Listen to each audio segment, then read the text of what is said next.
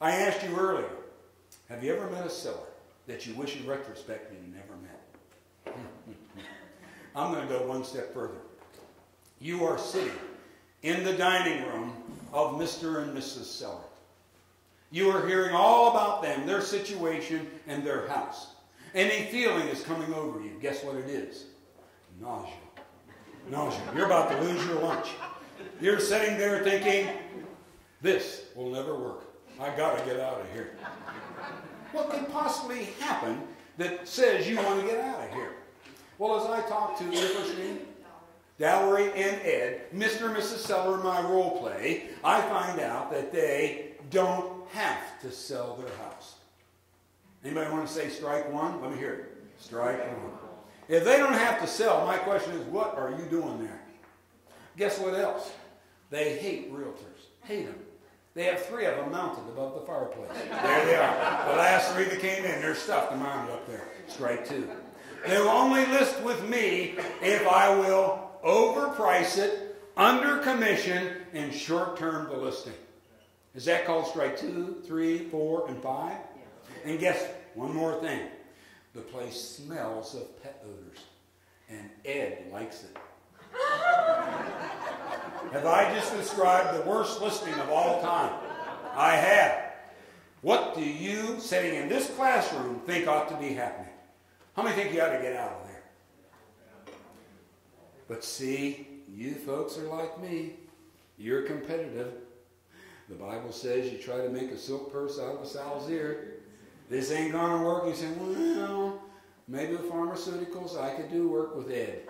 Maybe I can convince him. Maybe things will change. Everybody look at Ed. He ain't going to change. Not going to change. Okay?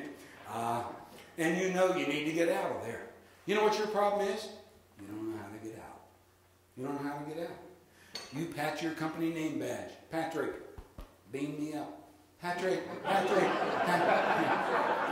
Patrick's pulling you in, but it ain't working, you know? So I'm going to give you something. I'm going to give you a strategy for getting out of the house. Do you have any room on the back side of the yellow? You're going to have to write down 4 things under a heading. Put exit strategy at the top. And then below it, number down to 4. Exit strategy. Oh, ladies and gentlemen, please don't think this is perfect. I've asked some good friends of mine to help me develop it. I will tell you, I have used it. It works. It certainly can be improved on, and maybe you have a better way to do it. But if you don't have any way to get out of the house, how many think this is a bad way to do it? Well, you're going to find out. So what's the first thing you do? Don't say anything. Number 1, just pack up. Just pack up. Can I demonstrate what it looks like? You pull away from the table. You get your briefcase.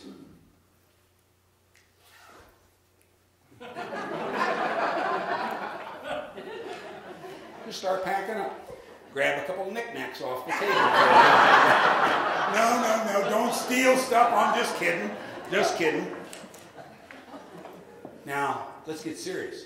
If all of a sudden, at one critical phase in the discussion, you simply stand up and start putting your stuff away, packing up as I call it, will it change the mood in the room? I guarantee it. And what will Mr. and Mrs. Seller say? Let me hear it. What are you doing? Where are you going? Let me hear it again. Come on, louder. They always say, where are you going? This is time for you to say number 2. Here comes number 2. What do you say? I have to leave. That's not rocket science. You simply tell the truth. I have to leave. Would you say it out loud? Oh, wait a minute. We're going to say it together, but you have to sound a little soulful, a little bit sad. I have to leave. Let me hear it. I have to leave. I have to leave. John, where are you going? I'm sorry, I have to leave. What are they going to say? Why? Let me hear it. Why? I just love it. They know their lines. It's like we passed the script out ahead of time. Where are you going? I have to leave. Why? Now, here comes a critical. This is number 3. I'm only going to give you one word. The word is excited. Just write down excited for number 3. You'll notice by the dots, there's something you need to say in advance of it, and something you need to say after it. But the critical and key word is the word excited. Now I'm going to let you be my excited folks. When I go like this, you say excited. Let's practice. Excited. Excited. John, where are you going? I'm sorry, folks, I have to leave. Why? Well, Ed, I believe that when you list your home, you deserve to list it with an agent who's truly excited about the prospects of marketing your home. And at the terms you want me to take yours, that's not me. What do you think? Now just listen to it. You don't have to write it all down. Why do you have to leave? You see, Ed, I believe that when you list a home, you deserve to list with an agent who's excited about marketing your home. And at the terms, remember, overpriced, under-commissioned, short-term. Doesn't that kind of unattractive?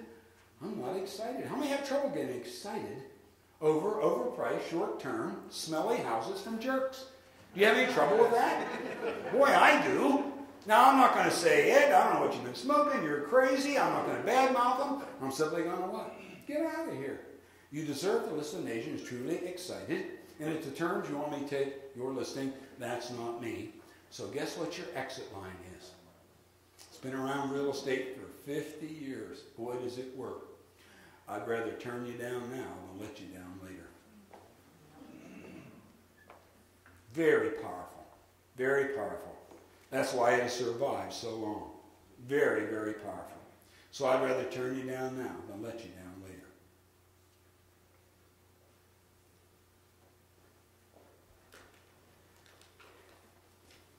Allow me to make a comment. Once you say that last line, can I make a suggestion?